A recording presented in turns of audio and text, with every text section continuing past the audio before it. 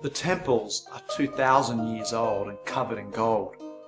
Locals reach street markets by trishaw and ox cart. Yangon businessmen wear skirt-like longies, and women decorate their faces with stripes of tree bark paste. Some travellers leave saying it's like Asia 75 years ago. But it's much more than that. As Rudyard Kipling wrote a century ago, Myanmar is quite unlike any land you know about. It is a nation of beautiful people and exotic sights. Myanmar is bordered by China to the north, Laos and Thailand to the east, and Bangladesh and India to the west. It is the largest country in Southeast Asia. The military took control of a failing government in 1962. This began what has become the world's longest running military dictatorship. The government led the country into complete isolation and oversaw the rapid deterioration of the economy. Once the wealthiest nation in Southeast Asia, it is now among the most impoverished in the world. The plight of the Burmese is severe. Civil war in the east causes great hardship for ethnic minorities. General health care is appalling. The government spends less than $1 per person on healthcare per year. To put that in perspective, Cambodia spends almost $7, Sudan spends $10, and Australia spends $3,300 per person per year on healthcare. Statistics are difficult to come by as there has been no trustworthy census done since the 1930s. However, the following gives an indication of the situation in Myanmar. 1/3 of all children are malnourished, with at least 1 in every 10 not making it to their 5th birthday. That statistic is worse in ethnic minorities, where over 20% of children will not enjoy a 5th birthday. Only half of those children who do survive complete their primary school education. The average Burmese income is the equivalent of $3 Australian per day. Sadly, Myanmar is a popular source of girls for the sex trade, and Myanmar has as many as 70,000 child soldiers, more than any other country in the world. Yet, in spite of these depressing statistics, positive steps are being made. Overseas organisations such as MyKids are building orphanages and providing education and basic necessities for some of the most disadvantaged children. Generous Australians are thinking differently about the plight of these children. They think of them as my kids. And while this generous attitude continues, the hopes of the people of Myanmar for a better, healthier, safer future may yet still be realised.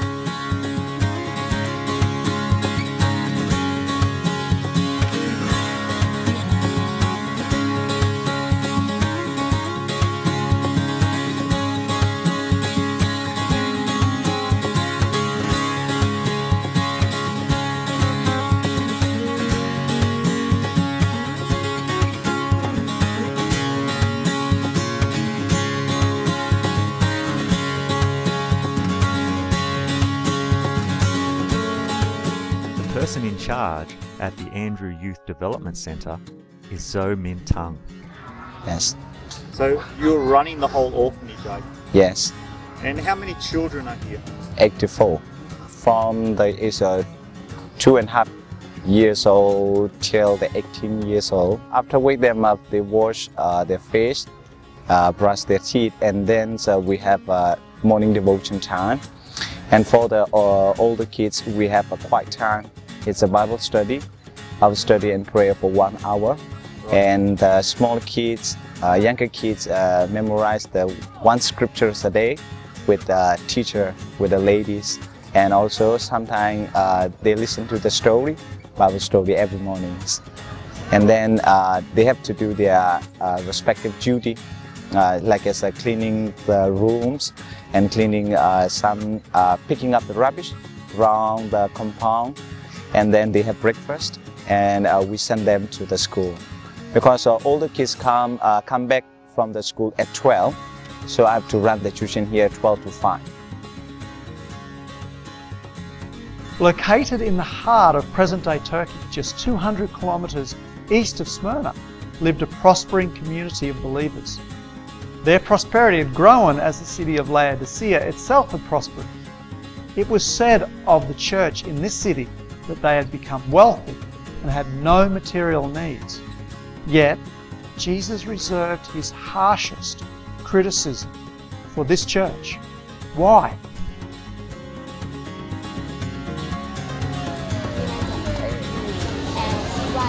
Her name is Pupil Win. When she was in the grade 1, her mother made the other marriage. Her new husband does not like her, so her mother friend sent her to this orphanage home.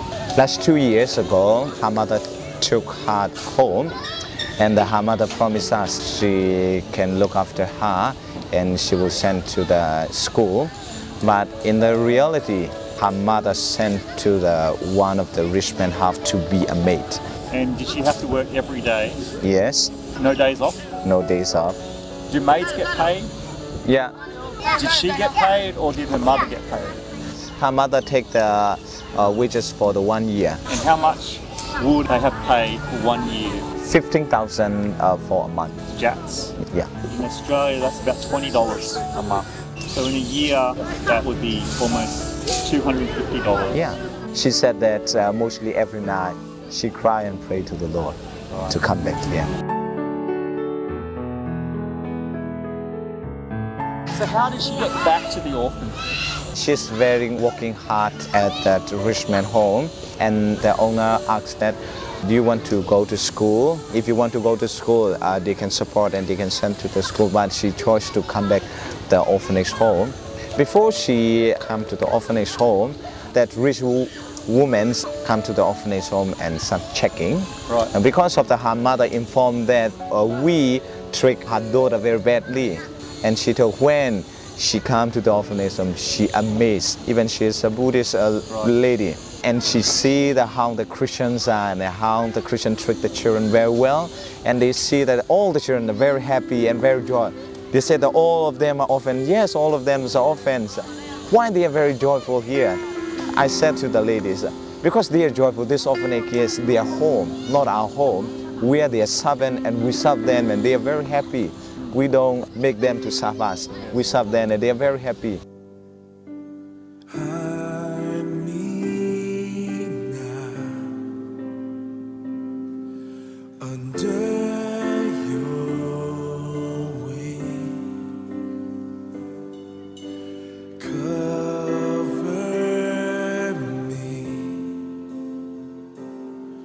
Within your mighty hand, when the oceans rise and thunders roar, I will soar with you above the storm. Father, you are king over the flood. I will be still, know you.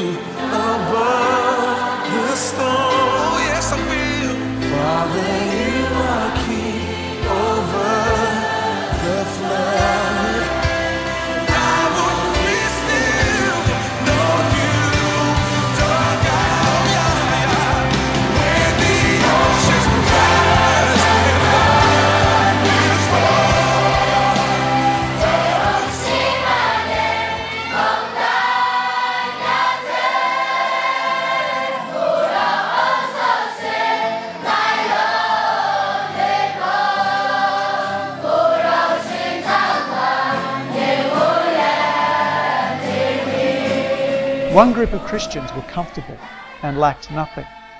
Their brothers and sisters who lived just a few days' journey away were living in poverty and fear for their lives. Why was Jesus so angry? The Laodiceans had placed greater value on their own comfort and the comfort of their families than on the precious lives of their Christian brothers and sisters.